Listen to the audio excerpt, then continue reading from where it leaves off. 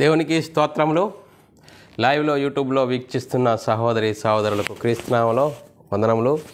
ప్రార్థన చేసుకుందాం. పరలోకమందున్న మా తండ్రి, నీ ప్రియకుమారుడు యేసుక్రీస్తునామములో కృతజ్ఞతాస్తుతులు స్తోత్రము చెల్లించుకుంటున్నాం నాయన. ఇంతవరకు సజీవులుగా ఉంచి నీ కృపలో కాపాడుతూ భద్రపడుతూ సజీవులుగా ఉంచి నీ సన్నిధిలోనికి నడిపించిన విధానం బట్టి కృతజ్ఞతాస్తుతులు స్తోత్రం చెల్లించుకుంటున్నాం నాయన. ఈ ఉదయకాల సమయంలో నీ సన్నిధిలోనికి వచ్చి నీ వాక్యం నేర్చుకుంటుండగా నీ కృపను అనుగ్రహించండి. చెప్తుండగా నాకును వింటున్న సహోదరి సహోదరులకు నీ కృపను అనుగ్రహించి వాక్యంకు లోబడి వాక్యానుసారంగా జీవించి నీకు మహిమ తెచ్చే వారంగా ఘనత తెచ్చే వారంగా ఉండే ధన్యతా భాగ్యం మా అందరికీ అనుగ్రహించమని యేసుక్రీస్తు నామములో ప్రార్థనకి వేడుకుంటున్నాం తండ్రి, ఆమెన్. మరి సహోదరి సహోదరులందరూ ఎలా ఉన్నారు? సంతోషంగా ఆనందంగా ఉన్నారా? సంతోషంగా ఆనందంగా ఉండాలి. ఎందుకు సంతోషంగా ఆనందంగా ఉండాలి? దేవుడు మనల్ని సజీవ లెక్కలో ఉంచుకొని ఆయన సన్నిధిలోనికి నడిపించి ఆయన వాక్యాన్ని నేర్చుకోవడానికి దేవుడు మనకిచ్చిన గొప్ప ధన్యతను బట్టి దేవునికి కృతజ్ఞతాస్తుతులు స్తోత్రములు చెల్లించాలి. సహోదరులమైన మనము ఒకరికొకరు వందనములు చెల్లించుకోవాలని బైబిల్లోని ఆత్మనియమము సూచిస్తుంది. దాన్ని మనం అర్థం చేసుకుంటూ అనుసరిస్తూ ముందుకు సాగుదాం. ప్రియులారా, ఈరోజు క్రీస్తు రాజ్యము అనే క్లాస్ నెంబర్ 1 చూడండి పిల్లారా. ఈరోజు క్రీస్తు రాజ్యము అనే క్లాసులో నెంబర్ 1 క్లాసు ఈరోజు పరలోకంలోనున్న దేవుని రాజ్యంలోనున్న వివిధ అధికార హోదాలు అనే అంశము నేర్చుకుందాం పిల్లరా. ఈ అంశం చెప్పబడుతుండగా ఒక వ్యక్తిని గురించి కానీ ఒక సంస్థను గురించి కానీ ఒక సంఘమును గురించి కానీ కాకుండా మాకే తెలుసు మీకెవరికి తెలియదు అనే ఉద్దేశంగా కాకుండా బైబిల్లోని ఆత్మ సంబంధమైన సంగతులతో సరిచూసుకుంటూ మన ఆత్మీయ ప్రయాణం సరిదిద్దుకుంటూ ముందుకు సాగుదాం పిల్లరా. మేము తెలుసుకున్న సర్వసత్యాన్ని అనేకులకు తెలియజేయడానికి దేవుడు చూస్తున్న కృపను బట్టి దేవునికి కృతజ్ఞతాస్తుతులు స్తోత్రాలు. ఫేస్బుక్ ద్వారా కానీ యూట్యూబ్ ద్వారా కానీ మీ చేరువలోనికి వాక్యం తీసుకొని మీతో వాక్యం పంచుకోవడానికి దేవుడిచ్చిన గొప్ప ధన్యతను బట్టి దేవునికి కృతజ్ఞతాస్తుతులు స్తోత్రములు చెల్లించబద్దుడని ఉన్నాను పిల్లారా. ఈరోజు క్లాస్ నంబరు క్రీస్తు రాజ్యము క్లాస్ నెంబర్ 1. పోయిన వారంలో క్రీస్తు రాజ్యము పరిచయ భాగం మనం నేర్చుకున్నాము. పోయిన వారంలో ఏం నేర్చుకున్నాము? క్రీస్తు రాజ్యము పరిచయ భాగము. పిల్లారా, క్రీస్తు రాజ్యము 1000 సంవత్సరాలని ఒక దగ్గర ఉంది ప్రకటన గ్రంథంలో. క్రీస్తు రాజ్యము యుగయుగాలు అనే ఒక సందర్భంలో ఉంది. ఇది ఎలా? చూడండి పిల్లరా, క్రీస్తు రాజ్యం 1000 సంవత్సరాలు అనగా 1000 అంటే అక్షరార్థంగా కాకుండా దీర్ఘకాలాన్ని సూచించేదిగా మనం నేర్చుకున్నాము. క్రీస్తు రాజ్యము యుగయుగాలు అంటే యుగయుగాలు ఉండేది క్రీస్తు రాజ్యము. క్రీస్తు రాజ్యం గురించి మనము 1000 సంవత్సరాలు అన్నా అని దీర్ఘకాలాన్ని సూచిస్తుంది. యుగయుగాలు అంటే యుగయుగాలు క్రీస్తు రాజ్యం అని నేర్చుకున్నాం పిల్లరా. ఈరోజు క్రీస్తు రాజ్యము క్లాస్ నెంబర్ 1లో పరలోకంలోనున్న దేవుని రాజ్యంలోనున్న వివిధ రకాల హోదాలు అనే అంశము నేర్చుకుందాం పిల్లారా. ఈ అంశంను నేర్చుకుని మనం ఆత్మీయ స్థితిని సరిదిద్దుకుందాం పిల్లారా. క్రీస్తు రాజ్యం అంటే ఏంటి? క్రీస్తు రాజ్యం అంటున్నారు. చూడండి పిల్లారా, క్రీస్తు రాజ్యము శరీర సంబంధమైందా ఆత్మ సంబంధమైందా? శరీరాల మీద అధికారాలు నెరవేర్చేదా లేకుంటే ఆత్మల మీద అధికారం చేసేదా అంటే క్రీస్తు రాజ్యం అనేది నా రాజ్యము, యేసుక్రీస్తు అంటే నా రాజ్యము ఈ లోక సంబంధమైనది కాదు. చూడండి పిల్లరా, యేసుక్రీస్తు రాజ్యము ఈ లోక సంబంధమైనది కాదు, ఆత్మ సంబంధమైనది. చూడండి పిల్లరా, దేవుడు కనిపిస్తాడా? కనిపించడు. దేవుడు ఆత్మ కనుక దేవుణ్ణి ఆత్మతోనూ సత్యంతోనూ ఆరాధించాలి. ఆత్మ సంబంధమైన దానికి దేవుడు యేసుక్రీస్తును ఈ లోకానికి క్రీస్తు రాజుగా పంపించి రాజ్య పరిపాలన చేయడానికి పంపించాడు పిల్లరా. యేసుక్రీస్తు వచ్చి ఈ లోకంలో వచ్చి ఏం చేశాడు? దేవుని చిత్తాన్ని నెరవేర్చాడు పిల్లరా. దేవుని చిత్తాన్ని నెరవేర్చాడు. ఏ ఒక్కరు నశించిపోవడానికి దేవునికి ఇష్టం లేదు. అందరూ అంతటా మారు మనసు పొందాలని దేవుని ఇచ్చ. ఆ దేవుని ఇచ్చను బట్టి యేసుక్రీస్తు ఈ లోకానికి వచ్చి దేవుని చిత్తాన్ని నెరవేర్చాడు. దేవుని చిత్తాన్ని నెరవేర్చి అందరినీ క్రీస్తు రాజ్యంలో చేర్చడానికి యేసుక్రీస్తు దేవుని చిత్తాన్ని నెరవేర్చి ఆ రాజ్యంలో చేర్చాలని దేవుడు యేసుక్రీస్తుని పంపిన ఆ పనిని సంపూర్ణం చేసి దేవుని మహిమపరిచాడు పిల్లరా. పిల్లరా, మనం ఆలోచన చేసుకుందాం పిల్లరా. క్రీస్తు రాజ్యము క్లాస్ నెంబర్ 1లో పరలోకంలో ఉన్న దేవుని రాజ్యంలోనున్న వివిధ అధికారాలు హోదాలు అనేది మనం ఆలోచన చేసినట్లయితే పిల్లరా, ఈ అంశంని ఎందుకు నేర్చుకోవాలి అనేది మనము ఆలోచన చేసినట్లయితే 10 సందర్భాలను మనం మాట్లాడుకున్న తర్వాత లేఖనానుసారంగా మనం చూసుకుందాం పిల్లరా. యేసుక్రీస్తు వచ్చి రాజ్యాన్ని పునఃస్థాపన చేయవలసిన అవసరం ఏంటి? మరి యేసుక్రీస్తు ఈ లోకానికి వచ్చి దేవుని రాజ్యాన్ని పునఃస్థితి స్థాపన చేయవలసిన అవసరం ఏంటి అనేది మనం ఆలోచన చేసుకున్నట్లయితే, రెండవ సందర్భంగా తండ్రి అయిన దేవుడు క్రీస్తును తన రాజ్యాన్ని పునఃస్థితి చేయడానికి ఎందుకు పంపాడు? మూడో సందర్భంగా యేసుక్రీస్తు ఎవరి రాజ్యాన్ని భూమి మీద పునఃస్థాపన చేయడానికి వచ్చాడు? నాలుగవదిగా చూడండి, దేవుని రాజ్యాన్ని భూమి మీద పునఃస్థాపన చేయడానికి వచ్చాడు యేసుక్రీస్తు. దేవుని రాజ్యాన్ని పునఃస్థితి స్థాపన చేయడానికి వచ్చాడు. ఐదవదిగా దేవుని రాజ్యాన్ని భూమి మీద పునఃస్థితి స్థాపన చేయవలసిన అవసరం ఏంటి అంటే పిల్లరా, పునఃస్థితి స్థాపన అంటే ఏంది? పునఃస్థితి స్థాపన అంటే ముందున్న స్థితిని తిరిగి సంతరించుకోవడము. పిల్లల ఒక ప్రాంతంలో ఏదైనా అల్లర్లు జరిగినప్పుడు ఒక కర్ఫ్యూ విధిస్తారు. ఆ కర్ఫ్యూను విధించిన తర్వాత మరి పరిస్థితులన్నీ సరిదిద్దుకున్నాక మరి పునఃస్థితి స్థాపన, పూర్తి ముందున్న స్థితి మళ్ళీ ఇప్పుడు ప్రారంభమైంది అని అంటారు. ఒక ప్రాంతం గురించి మనం ఆలోచన చేస్తే, ఒక దేశం గురించి ఆలోచన చేస్తే పునఃస్థితి స్థాపన అంటే ముందున్న స్థితిని సంతరించుకోవడము. మళ్ళీ మనం ఆలోచన చేసినట్లయితే ఆరో సందర్భంగా అయితే ఎప్పుడైనా దేవుని రాజ్యాన్ని భూమి మీద పునఃస్థితి స్థాపన జరిగించడానికి దేవుడు యేసుక్రీస్తును రాజుగా నియమించి ఈ లోకానికి పంపాడు. యేసుక్రీస్తును దేవుడు రాజుగా యేసుక్రీస్తును చేసి ఈ లోకానికి పంపాడట పిల్లరా.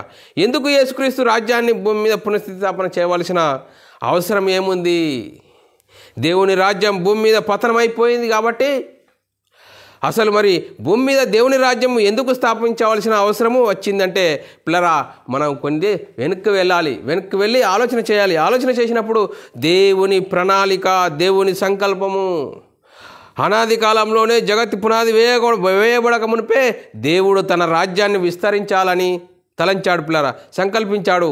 దేవుడు తన అధికారాన్ని విస్తరించాలని, మరి తన మహిమను విస్తరించాలని, తన ప్రభుత్వాన్ని విస్తరించాలని అనుకున్నాడు పిల్లరా. మరి ఈ సందర్భాలను మనము లేఖనానుసారంగా చూసుకుందాం పిల్లరా.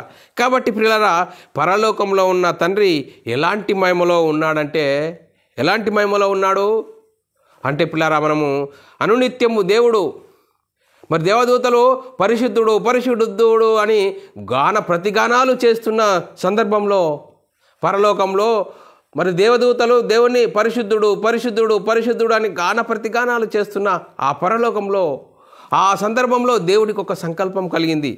ఆ సంకల్పం ఏంటంటే దేవుడికి అనేక మంది కుమారులు కావాలి. అనేక మంది కుమారులు కావాలి. వారు ఎలా ఉండాలా? పరిశుద్ధులుగా ఉండాలి.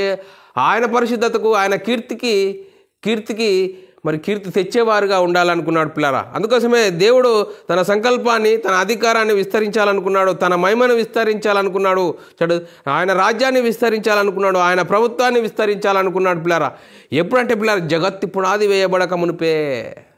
ఎఫెసీయులకు రాసిన పత్రికలో రాయబడ్డది. ఎఫెసీయులకు రాసిన పత్రికలో 1వ అధ్యాయం 4-6 వచనాల్లో, ఎట్లనగా తన ప్రియుని యందు తాను ఉచితముగా మనకు అనుగ్రహించిన తన కృపామహిమకు కీర్తి కలుగునట్టు తన చిత్త ప్రకారమైన దయా సంకల్పం చొప్పున యేసుక్రీస్తు ద్వారా తనకు కుమారునుగా స్వీకరించుటకై మనలను ముందుగా తన కోసం నిర్ణయించుకొని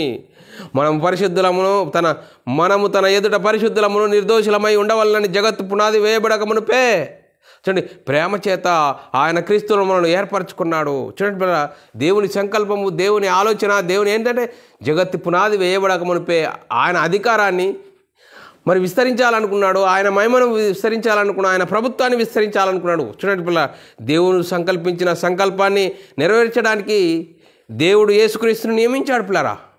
యేసుక్రీస్తును నియమించి ఈ లోకానికి పంపాడు పిల్లరా. తన రాజ్యాన్ని పునఃస్థితి స్థాపన చేయడానికి అని ఇది మనకు అర్థం కావాలంటే పిల్లరా, ఇంకా మనం వెనక్కి వెళ్ళి పరలోకంలో చూడండి నిజంగానే దేవుని రాజ్యము ఉందా, దేవుని ప్రభుత్వం ఉందా, దేవుని అధికారం ఉందా అనేది ఆలోచన చేసినట్లయితే ఈ జగత్తి పునాది వేయబడక మునిపే చూడండి పిల్లరా, ఈ జగత్తి పునాది వేయబడక మునిపే ముందు దేవుని రాజ్యము అనేది ఎక్కడ ఉంది, ఈ రాజ్యంలో ఉన్నటువంటి వివిధ రకాలైన హోదాలు ఏంటి అనేది మనము ఆలోచన చేసినట్లయితే అసలు యేసుక్రీస్తు లోకానికి వచ్చే సమయానికి దేవుని రాజ్యం పునఃస్థితి స్థాపన మరి చేయాలంటే అసలు దీని మూలము ఏంటి, ఏంటి అనేది మనం అర్థం చేసుకుంటే పిల్లరా మనం అర్థమవుతుంది పిల్లరా. ఈ లోకము లేనప్పుడు చూడండి పిల్లరా, ఈ లోకాలు లేనప్పుడు పరలోకంలో దేవుని రాజ్యము ఒకటి ఉంది అని మనము ఒక స్పృహ రావాలి, ఒక స్పృహ ఆలోచన మనకు రావాలి. అప్పుడే మనము సత్యాన్ని గ్రహించగలం పిల్లరా. చూడండి పిల్లరా, ఈ జగత్తు పునాది వేయబడక మునిపే ముందు మనం ఎక్కడికి వెళ్ళాలంటే పిల్లరా పరలోకంలో దేవుని రాజ్యం ఉంది అని మనం ఆలోచన చేయాలి. ఏ కాలంలో ఉంటుంది అని అంటే సర్వకాలంలో. ఏ కాలంలో ఉంటుంది? సర్వకాలంలో ఉంటుంది అట పిల్లరా. మొదటి తిమోతి రాసిన పత్రిక 1వ అధ్యాయం 17వ వచనంలో రాయబడ్డది, సకల యుగములలో రాజయుండి. చూడండి పిల్ల, సకల యుగములలో దేవుని రాజ్యం, సకల యుగములలో రాజయుండి అక్షయుడును అదృశ్యుడును అద్వితీయ దేవునికి ఘనతయు మహిమయు యుగ యుగములు కలుగును గాక ఆమెన్. చూడండి పిల్ల, దేవుని రాజ్యం ఎప్పుడు ఉంటుందండి? సకల యుగములలో రాజయుండి. ఎవరంటే పిల్లల తండ్రి అయిన దేవుడు. అంటే దేవుని రాజ్యంలో పరలోకంలో ఉంది. పరలోకానికి రాజు తండ్రి అయిన దేవుడు. పరలోకానికి రాజు ఎవరు? తండ్రి అయిన దేవుడు. అయితే పరలోక రాజ్యంలో ఉన్న హోదాలు ఏంటి అంటే అధికారము, హోదాలు ఏంటి అంటే ఎవరెవరు ఎలాంటి అధికారం కలిగి ఉన్నారు, ఎలాంటి హోదాలు కలిగి ఉన్నారు, అదేవిధంగా పరలోక ప్రభుత్వంలో ఉన్నవారు వారెవరు అనేది మనం ఆలోచన చేసినట్లయితే పిల్లరా, మొట్టమొదటిగా అత్యున్నత సింహాసనం మీద ఆసీనుడైన ఉన్నవారు తండ్రి అయిన దేవుడు. మొట్టమొదటిగా అత్యున్నత సింహాసనం మీద ఆసీనుడై ఉన్న తండ్రి అయిన దేవుడు మొదటిగా. రెండవదిగా ఆయన దేవునితో సమానుడైనటువంటి మహిమ కలిగిన వారు యేసుక్రీస్తు. చూడండి పిల్లలు, దేవునితో సమానమైన మహిమ కలిగిన వారు ఎవరంట? యేసుక్రీస్తు. మూడవదిగా అదే విధంగా క్రీస్తు కూడా మహిమ కలిగిన వారు ఇంకొకరు ఎవరున్నారంటే పరిశుద్ధాత్ముడు. చూడండి పిల్లరా, పరలోకంలో తండ్రి అయిన దేవుడు రాజుగా ఉన్నాడు, ఆయనతో సమానంగా ఉన్న యేసుక్రీస్తు ఉన్నాడు, మరి యేసుక్రీస్తు సమానంగా ఉన్న పరిశుద్ధాత్ముడు ఉన్నారు. పరలోకంలో ఉన్న వారికి ఉన్న వివిధమైన హోదాలు అనేది మనం తెలుసుకుంటున్నాము. ఆ రాజ్యంలో తండ్రి అయిన దేవుడు రాజుగా ఉన్నాడు, పరలోకంలో తండ్రి అయిన దేవుడు రాజుగా ఉన్నాడు.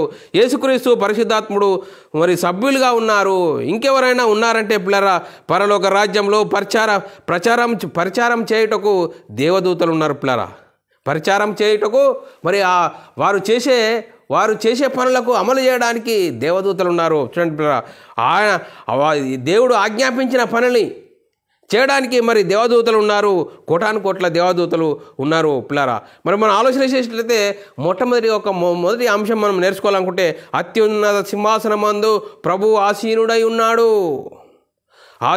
ఉన్నాడని చూడగా. చూడండి పిల్లరా, అత్యున్నత సింహాసనం మీద మరి పరలోకంలో కన్యా తండ్రి అయిన దేవుడు రాజుగా ఉన్నాడట పిల్లరా. యెషయా గ్రంథంలో 6వ అధ్యాయం 1వ వచనంలో రాయబడ్డది, రాజు అయిన ఉజ్జియా మృతి నొందిన సంవత్సరమున అత్యున్నత సింహాసనమందు ప్రభు ఆసీనుడై ఉండగా నేను చూచి తిని, ఆయన చొక్కాయి అంచులు దేవాలయం నిండుకొనెను. చూడండి పిల్లరా, మరి ఎలా ఉన్నాడట? అత్యున్నత సింహాసనమందు ప్రభు ఆసీనుడై ఉండగా నేను చూచి తిని. చూడండి పిల్లరా, మరి దేవుడు ఎంత ఉన్నతుడుగా ఉన్నాడు అనేది లేఖనం బట్టి ఇంకా మనం ఆలోచన చేసినట్లయితే కీర్తన గ్రంథంలో 89వ అధ్యాయము 6-7 వచనంలో, మింటను యెహోవాకు సాటి అయిన వాడెవడు? చూడండి, మింటను యెహోవాకు సాటి అయిన వాడెవడు? దైవపుత్రులలో యెహోవా వంటి వాడెవడు? చూడండి పిల్లరా, దైవపుత్రులలో యెహోవా వంటి వాడెవడు? పరిశుద్ధ దూతల సభలో ఆయన మిక్కిలి భీకరుడు, తన చుట్టూన్న వారందరికంటే భయంకరుడు. చూడండి పిల్లరా, దేవుడు భీకరుడు, భయంకరుడు అన్నది. అలాగనే కీర్తనల గ్రంథం 48వ అధ్యాయం 1-2 వచనాల్లో, మన దేవుని పట్టణమందు ఆయన పరిశుద్ధ పర్వతమందు యెహోవా గొప్పవాడు, బహు కీర్తనీయుడై ఉన్నాడు. ఉత్తర దిక్కున మహారాజు పట్టణమైన సియోను పర్వతము రమ్యమైన ఎత్తుగల చోటల నుండి సర్వభూమిని సంతోషకరంగా ఉన్నది. చూడండి పిల్లరా, దేవుడు ఉన్నతుడు ఉన్నాడు, భీకరుడుగా ఉన్నాడు, భయంకరుడుగా ఉన్నాడు, గొప్పవాడుగా ఉన్నాడు. పరలోకంలో మరి దేవుడు రాజుగా ఉన్నాడని లేఖనాలు చూసుకున్నాం పిల్లరా. ఇవి మనం పరిశీలించిన తర్వాత మనకు తెలియవలసింది ఏంటంటే అత్యున్నత సింహాసనం మీద ఆసీనుడై ఉన్నవాడు తండ్రి అయిన దేవుడు అని మనకు అర్థమవుతుంది పిల్లరా. రెండవ అంశంగా దేవుని తర్వాత పరలోక రాజ్యంలో అధికారం కలిగిన వారు ఎవరంటే యేసుక్రీస్తు. చూడండి, దేవుని తర్వాత దేవునితో సమానము కలిగిన అధికారం కలిగిన వారు ఎవరంటే యేసుక్రీస్తు. యేసుక్రీస్తు ఎవరంటే పిల్లరా చూడండి, యేసుక్రీస్తు ఎవరు? కుమారుడైన దేవుడు. ఎలా ఎక్కడ రాయబడ్డది? కుమారుడైన దేవుడు అని బైబిల్లో రాయబడ్డదా అని చాలామంది అడుగుతూనే ఉంటారు పిల్లల. యోహాను సువార్త 1వ అధ్యాయం 1వ వచనంలో చాలా చక్కగా రాయబడ్డది. చాలా చక్కగా నిదానంగా చదివితేనే అర్థమవుతుంది. ఆది యందు వాక్యం ఉండెను. చూడండి పిల్లల, ప్రారంభంలో వాక్యం ఎవరంటే యేసుక్రీస్తు ఉన్నాడు. వాక్యము దేవుని యొద్ద ఉండెను. యేసుక్రీస్తు దేవుని యొద్ద ఉన్నాడు అని చక్కగా రాయబడ్డది. దీన్ని మనం మనసు పూర్తిగా మరి పరిశీలన దృక్పథంతో చదివి అర్థం చేసుకోవాలి తప్ప ఇంకా అపార్థం చేసుకోకూడదు. వాక్యం అంటే యేసుక్రీస్తు. వాక్యము దేవుడై ఉండెను. చూడండి పిల్లరా, వాక్యము దేవుడై ఉండెను అంటుండ్రు. తండ్రి అయిన దేవుడు తండ్రిగా ఉన్నాడు. యేసుక్రీస్తు కుమారుడైన దేవుడు అని చాలా చక్కగా రాయబడ్డది. పిల్లరా, ఈ వాక్యాన్ని మనము అర్థం చేసుకోవాలి. అర్థం చేసుకొని మన ఆత్మీయత స్థితిని సరిదిద్దుకోవాలి. ఇంకంతేకాదు, ఫిలిప్పీయులకు రాసిన పత్రికలో యేసుక్రీస్తు కలిగి ఉన్న అధికారం ఏంటంటే ఆయన కలిగి ఉన్న మహిమ ఎలాంటిదో మనము ఆలోచన చేసినట్లయితే ఫిలిప్పీయులకు రాసిన పత్రిక 2వ అధ్యాయం 6-7 వచనాల్లో చాలా చక్కగా రాయబడ్డది. ఆయన దేవుని స్వరూపము కలిగిన వాడై ఉండి దేవునితో సమానముగా ఉండుట విడిచిపెట్టకూడని భాగ్యమని ఎంచుకొనలేదు కానీ మనుషుని పోలికగా పుట్టి దాసుని స్వరూపము ధరించి తను తాను రిక్తునిగా చేసుకొనెను. చూడండి, దేవుని స్వరూపం అంటే ఈ శరీర సంబంధమైన ఆకారం కాదు. చూడండి, దేవుని మహిమ, దేవుని అధికారము. చూడండి, దేవుని మహిమ, దేవుని అధికారం కలిగిన వాడుగా యేసుక్రీస్తు ఈ లోకంలోనికి వచ్చాడు పిల్లరా. అందుకే హెబ్రీయులకు రాసిన పత్రికలో 1వ అధ్యాయం 3వ వచనంలో రాయబడ్డది. ఆయన దేవుని మహిమ యొక్క, చూడండి, ఆయన దేవుని యొక్క మహిమ తేజస్సు, ఆయన తత్వం యొక్క మూర్తిమంతమునై ఉండి తన మహత్తు గల మాట చేత సమస్తమును నిర్వహించుచు పాపముల విషయమై శుద్ధీకరణం తానే చేసి దేవదూతల కంటే ఎంతో శ్రేష్టమైన నామం పొందెను. వారికంటే అంత శ్రేష్ఠుడై ఉన్నత లోకంలో ఉన్నాడు. చూడండి పిల్లరా, మరి దేవుని స్వరూపం కలిగిన వాడుగా మరి లేఖనాలు చెప్తున్నాయి. దేవుని యొక్క మహిమ యొక్క తేజస్సు, ఆయన తత్వం యొక్క మూర్తిమంతమునై ఉన్నాడు. దేవుని తర్వాత అధికారం కలిగిన వాడుగా, దేవునితో సమానుడుగా యేసుక్రీస్తు ఉన్నాడని లేఖనాలు చెప్తున్నాయి పిల్లరా. 2 కొరింథీయులకు రాసిన పత్రిక 4వ అధ్యాయం 4వ వచనం, దేవుని స్వరూపి అయిన క్రీస్తు మహిమ. చూడండి, దేవుని స్వరూపి అయిన క్రీస్తు మహిమ అని రాయబడ్డది.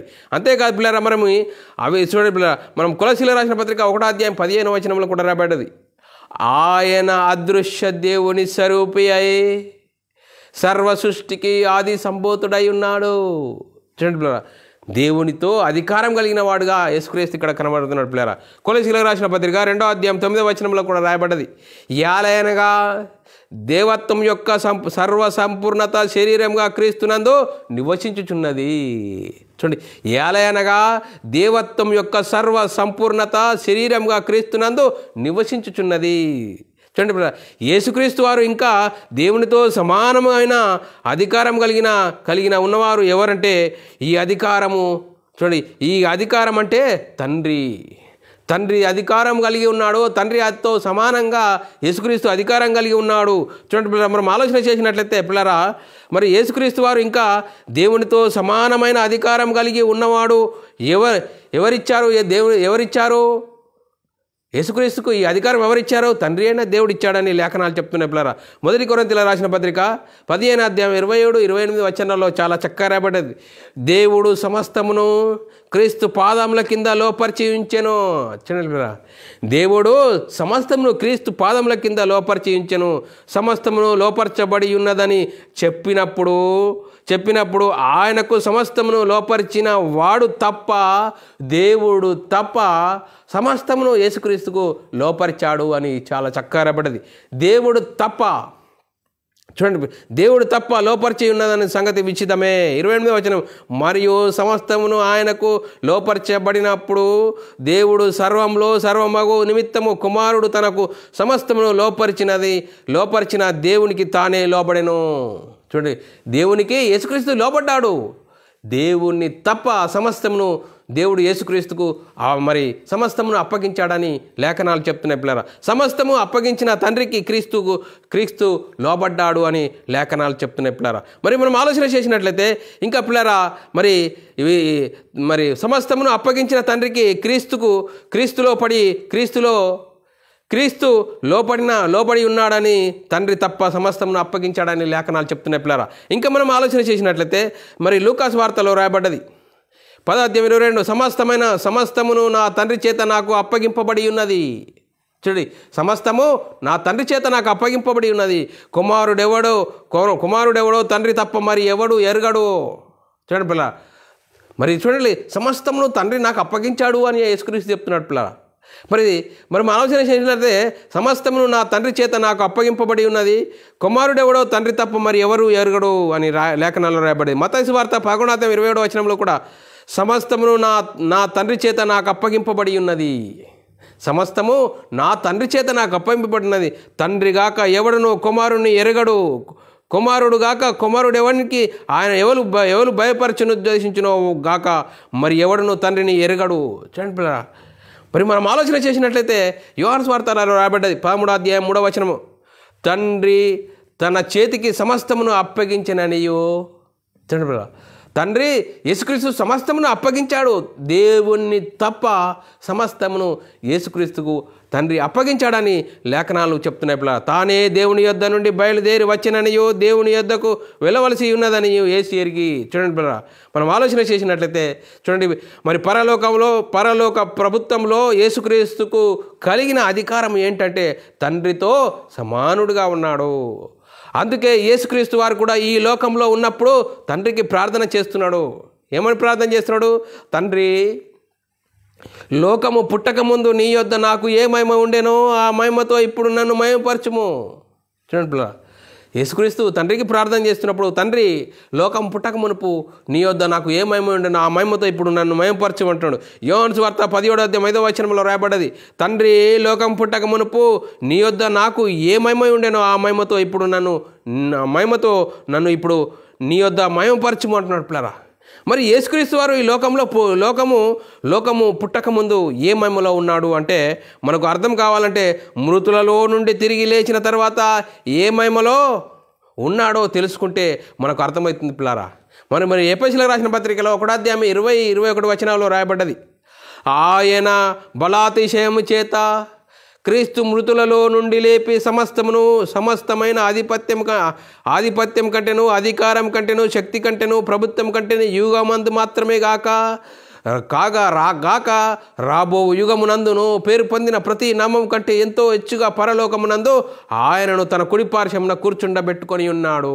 చూడండి పిల్లరా, యేసుక్రీస్తుకు దేవునితో సమానముగా అధికారం కలిగి ఉన్నాడని లేఖనాలు చెప్తున్నాయి పిల్లరా. మరి మనం ఆలోచన చేసినట్లయితే పిల్లరా, మొదటి పేతురు రాసిన పత్రిక 3:22 రాయబడ్డది, ఆయన పరలోకమునకు వెళ్ళి దూతల మీదను అధికారుల మీదను శక్తుల మీదను అధికారం పొందినవాడై దేవుని కుడిపార్శ్వమున ఉన్నాడు. ఇప్పుడు యేసుక్రీస్తు ఎక్కడ ఉన్నాడు? దేవుని కుడిపార్శ్వమున ఉన్నాడు అని లేఖనాలు చెప్తున్నాయి పిల్లరా. మరి ఇంకా హెబ్రీయులకు రాసిన పత్రికలో రాయబడ్డది 2:9 దేవుని కృప వలన ఆయన ప్రతి మనిషిని కొరకు మరణము అనుభవించినట్లు దూతల కంటే కొంచెం తక్కువవాడిగా చేయబడి యేసు మరణము పొందినందున మహిమ ప్రభావం కిరీటములతో ధరించిన వానిగా ఆయనను చూస్తున్నాము. చూడండి, యేసుక్రీస్తు ఎలాంటి మహిమలో ఉన్నాడో, మరణము మనందరి కోసం యేసుక్రీస్తు ఈ లోకానికి వచ్చి దేవుని చిత్తాన్ని నెరవేర్చి మనందరి కోసం మరణం పొందినందున మహిమ ప్రభావం కిరీటం ధరించిన వానిగా ఆయనను చూస్తున్నాము.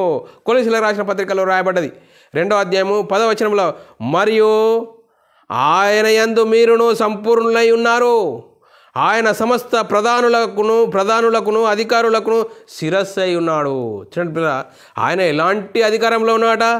ఆయన సమస్త ప్రధానులకును అధికారులకును శిరస్సు అయి ఉన్నాడు అని లేఖనాలు చెప్తున్నాయి పిల్లరా.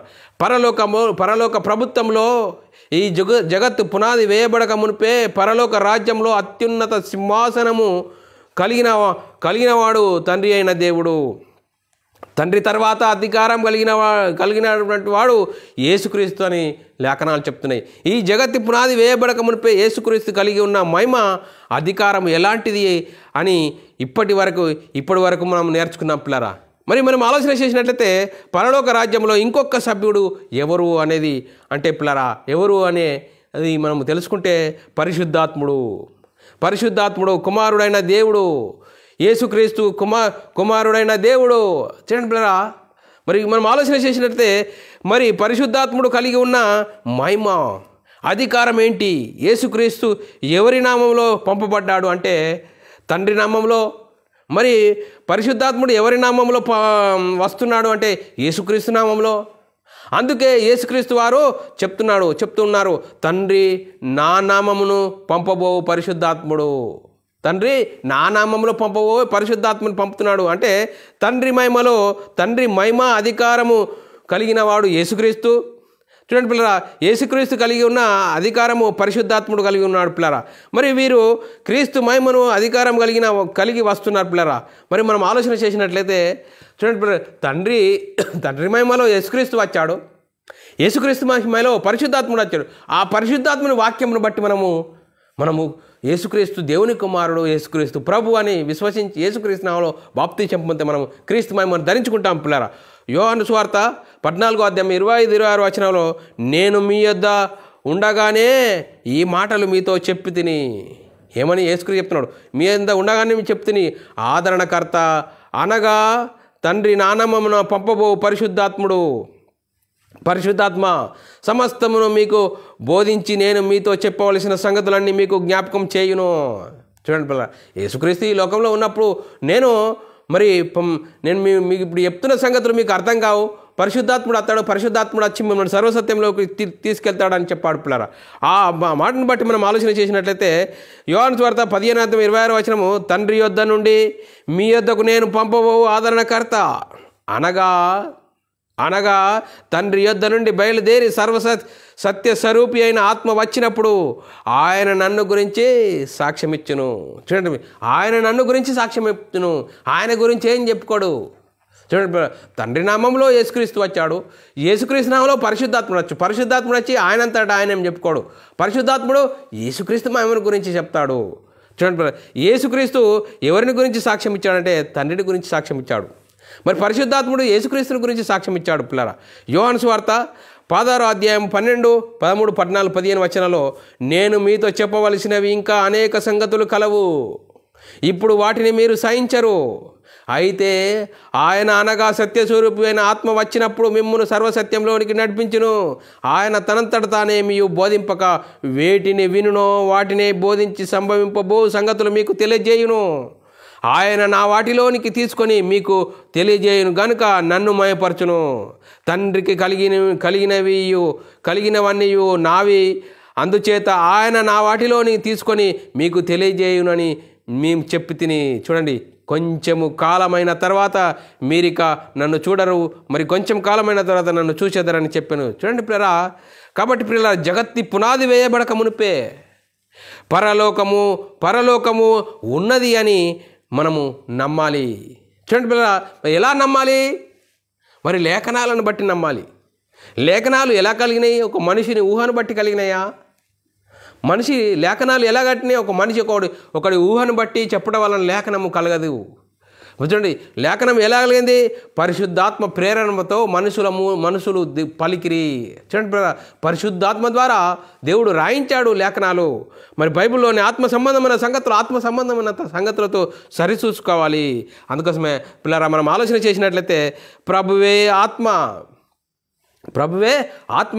మరి మనం ఆలోచన చేసినట్లయితే 2 కొరింథీయులకు రాసిన పత్రిక 3:17-18 వచనంలో రాయబడిన లేఖనం చదువుకున్నట్లయితే ప్రభువే ఆత్మ, ప్రభు యొక్క ఆత్మ ఎక్కడ ఉండునో అక్కడ స్వతంత్రం ఉండును. మనమందరము ముసుకులేని ముఖములతో ప్రభు యొక్క మహిమను అద్దం వలె ప్రతిఫలింపజేయుచు మహిమ నుండి అధిక మహిమకు పొందుచు ప్రభువు ఆత్మ చేత ఆ పోలికగానే మార్చబడుచున్నాము. చూడండి పిల్లరా, తండ్రి అయిన దేవుడు ప్రభువే, యేసుక్రీస్తు కూడా ప్రభువే అని ఇక్కడ మనం అర్థమవుతుంది. పరిశుద్ధాత్ముడు కూడా ప్రభువే. ఎందుకంటే పిల్లరా, తండ్రి మహిమను యేసుక్రీస్తు కలిగి ఉన్నాడు, యేసుక్రీస్తు మహిమను పరిశుద్ధాత్ముడు కలిగి ఉన్నాడు. చూడండి పిల్లరా, అయితే పిల్లరా పరలోక రాజ్యంలో ప్రభుత్వాలు అధికారాలు ఉన్నాయా? ఉన్నాయని మనకు అర్థమవుతుంది. దేవుని ప్రభుత్వంలో కార్యకలాపాలు జరిగించడానికి ఎవరు కావాలి? మరి చూడండి పిల్లరా, దేవుని అధికారము పరలోకంలో అందరికంటే అందరికీ తండ్రి అయిన దేవుడు రాజుగా ఉన్నాడు. మరి దేవునితో సమానంగా యేసుక్రీస్తు ఉన్నాడు. యేసుక్రీస్తు దేవునితో సమానమైన అధికారం కలిగి ఉన్నాడు. మరి యేసుక్రీస్తు తర్వాత ఎవరు? పరిశుద్ధాత్ముడు యేసుక్రీస్తు సమానంగా అధికారం కలిగి ఉన్నాడు. మరి వీరు ఆ ప్రభుత్వాన్ని ఆ ప్రభుత్వంలో పనులన్నీ అమలు చేసిన పనులు చేయడానికి ఎవరు కావాలి? దేవదూతలు కావాలి. దేవదూతలు మరి దేవుని పనిని జరిగించేవారు. మరి పరలోక రాజ్యంలో ప్రభుత్వంలో ఉన్న కార్యక్రమాలు ఆజ్ఞలను నెరవేర్చడానికి, ఆ చట్టాన్ని అమలు చేయడానికి ఎవరు కావాలంటే మరి దేవదూతలు కావాలి. చూడండి పిల్లరా, ఆ దేవదూతల పాత్ర ఏంటో దేవుని చిత్తం అయితే మళ్ళొచ్చే వారము మనం నేర్చుకుందాం పిల్లరా. ఆ దేవదూతల పాత్ర ఏంటో మనము మళ్ళొచ్చే వారము నేర్చుకుందాం పిల్లరా. మరి ఇంతవరకు మనము క్రీస్తు రాజ్యము క్లాస్ నెంబర్ 1లో ఏం నేర్చుకున్నాము? పరలోకంలో నున్న దేవుని రాజ్యంలో నున్న వివిధ రకాల హోదాలు నేర్చుకున్నాము. మరి పరలోకంలో కన్నతండ్రి అయిన దేవుడు రాజుగా ఉన్నాడు.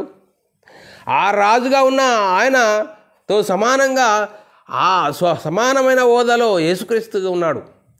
మరి యేసుక్రీస్తు కలిగిన అధికారము పరిశుద్ధాత్ముడు కలిగి ఉన్నాడు. చూడండి, జగత్తి పునాది వేయబడక మునిపే మరి ఈ సంకల్పం దేవుడు సంకల్పించాడు.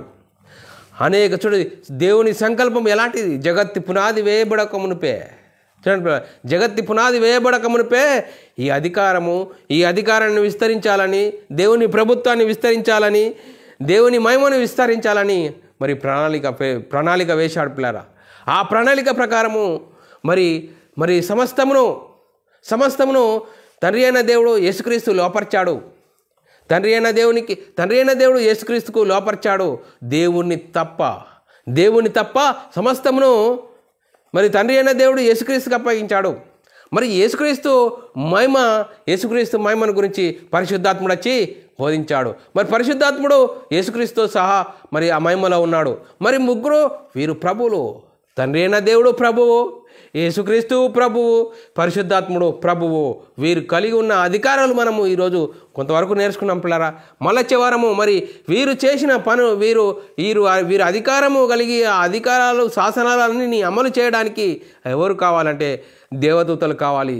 దేవదూతల పాత్ర ఏంటో మరి మళ్ళొచ్చే వారము మనము నేర్చుకుందాం పిల్లరా. మరి ఇంతవరకు చెప్పబడిన లేఖనం ప్రతి ఒక్కరి హృదయంలో నీరుగట్టి ఫలింపు చేయనుగాక.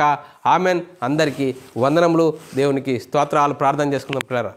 పరలోకమందున్న మా తండ్రి, నీ ప్రియకుమారుడు యేసుక్రీస్తు నామములో కృతజ్ఞతాస్తుతులు స్తోత్రములు చెల్లించుకుంటున్నాం నాయన. ఇంతవరకు సజీవులుగా ఉంచి నీ కృపలో కాపాడుతూ భద్రపరుస్తూ క్రీస్తు రాజ్యం ఒకటో క్లాసు నేర్చుకున్నాం పిల్లరా. విన్న వాక్యం విడిచిపెట్టకుండా విన్న మాటల ప్రకారం ఆత్మీయ జీవితం కట్టుకుని నీకు మేము తెచ్చేవారంగా, ఘనత తెచ్చేవారంగా ఉండే ధన్యత భాగ్యం అందరికీ అనుగ్రహించమని యేసుక్రీస్తు నామములో ప్రార్థన అడిగి వేడుకుంటున్నాం తండ్రి. ఆమెన్. పిల్లారా, మరి ఇలాంటి అంశాలు వినాలనుకుంటున్నారా? యూట్యూబ్ సెర్చ్లో మరి BW అకాడమీ ఛానల్ సబ్స్క్రైబ్ చేసుకోండి. అలాగే Bible wisdom academy channel subscribe చేసుకోండి. మరి మీరు వినండి, అనేకులకు షేర్ చేయండి. మీ వ్యక్తిగత ప్రార్థనలో, పరిచర్య ప్రార్థనలో జ్ఞాపకం చేసుకోవలసినదిగా క్రీస్తు ప్రేమను బట్టి బతిమాలుకొచ్చున్నాను. అందరికీ వందనములు, దేవునికి స్తోత్రాలు.